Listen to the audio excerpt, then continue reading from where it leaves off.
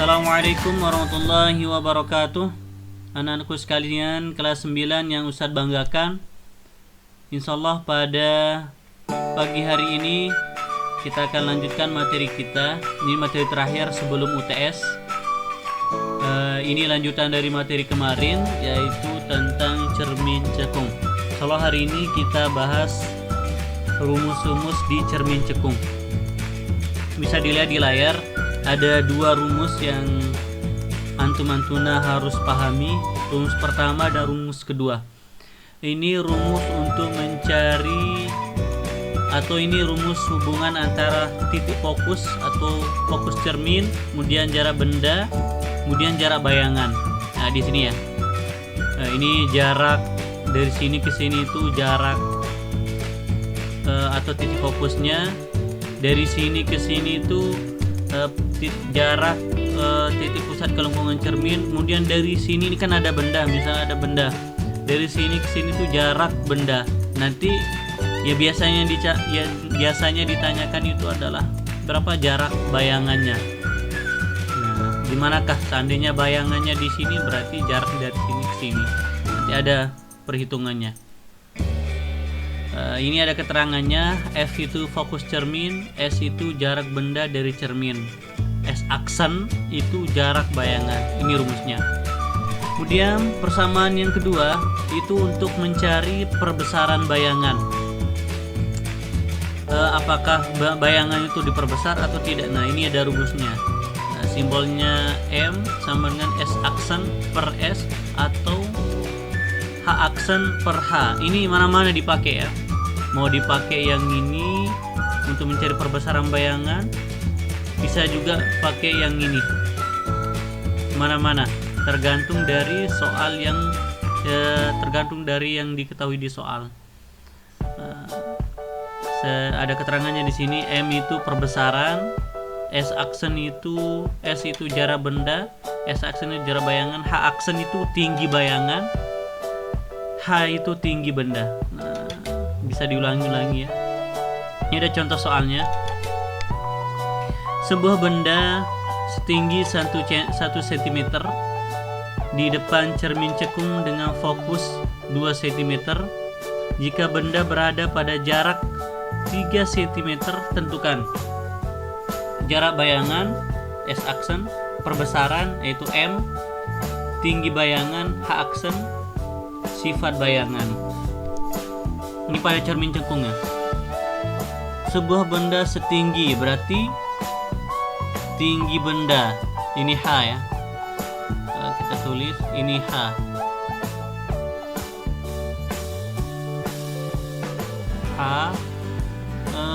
Cermin di depan cermin cekung dengan fokus F, berarti ini F. F kecil ya. F. Jika benda berada pada jarak 3 cm, berarti ini S. Nah, ini yang ditanya M juga ya. Ya. Apa rumusnya? Nah, tinggal kita cari. Kita hapus dulu. Mana penghapusnya? Ini. Iya.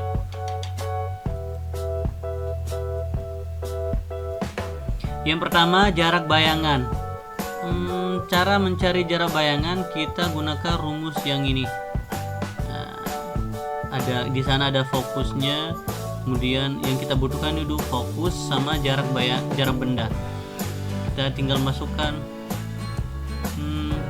1 per F sama dengan 1 per S plus 1 per S aksen. F-nya itu 2, 1 per 2 sama dengan S-nya itu 3, 1 per 3 plus 1 per S aksen. Ini pindah ruas, rumus matematika. Ini pindah ke sini, 1 per 2 min 1 per 3. Disamakan penyebut, biar sama. 1 per 2 min 1 per 3. 3. Nah, ini ketemunya di angka 6. Berarti ini tambah ini kali 3, ini 2. Sama penyebutnya 6 ya. 3 dikurangi 2, 1 per 6. Nah, ini cara gampangnya itu kali silang. 1 kali S aksen 1 kali 6. Atau ini kalau orang fisika itu gampang saja. Caranya adalah ini kan 1 per S aksen, ini 1 per 6. Cara gampangnya itu S aksen sendiri. Ini kan masih 1 per S aksen. S aksen sendiri sama dengan tinggal dibalik 6 per 1. Nah, itu jawabannya 6. Kalau di sini 1 per 12 berarti S aksennya itu 12 saja. 12 per 1, 12. Kemudian yang kedua, perbesaran. Nah, karena yang udah ada di soal itu S aksen sama S, berarti kita menggunakan rumus yang ini aja. Yang ini aja. Ini belum ada soalnya yang ini. Tinggal kita cari M sama dengan S aksen per S. S aksennya ini udah ada 6, S nya itu 3, yang ini 6 per 3 begini sama dengan 2 kali, berarti dia diperbesar 2 kali, berarti lebih besar bayangannya 2 kali. Kalau 0,5 berarti 0,5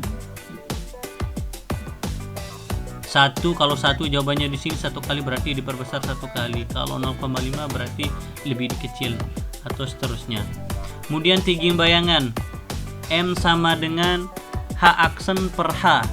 Nah, tinggi bayangan yang dicari ini H aksen.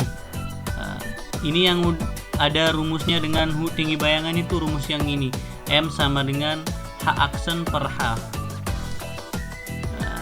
Kita tinggal M nya udah ada ini 2, H aksennya yang ditanya hanya ada di sini, sebuah benda setinggi 1 cm. 1 cm. Nah, berarti rumus segitiga. Nah, segitiga H aksennya yang di atas. Atau cara gampangnya adalah ini kan bagi ini, bagi pindah ruas ke sini jadi kali 2 kali 1 2, berarti aksennya sama dengan 2 cm. Kemudian sifat bayangannya, karena hasil bayangannya plus di sini bukan minus, berarti dia nyata.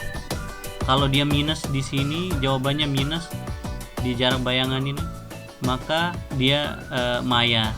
Tapi kalau di sini plus berarti nyata. Pasti kalau nyata itu pasangannya terbalik. Kalau maya itu terbaliknya tegak, pasangannya tegak. Nyata terbalik. Nah, ini diperbesar 2 kali. Diperbesar 2 kali, berarti diperbesar. Kalau hasilnya 0,an berarti diperkecil. Ini 2 kali diperbesar, berarti diperbesar.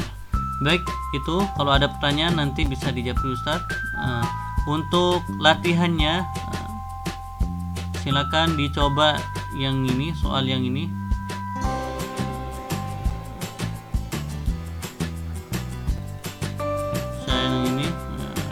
Ini ada jawabannya, tapi silakan dicatat. 1 buah penghapus setinggi 1 cm berada di depan cermin, cekung dengan titik fokus. Nah, ini fokusnya ini hanya apabila penghapus berada di jarak 3 cm, berarti S nya ini carilah jarak bayangan, sama ya, perbesarannya, tinggi bayangan, sifat bayangan, sama caranya.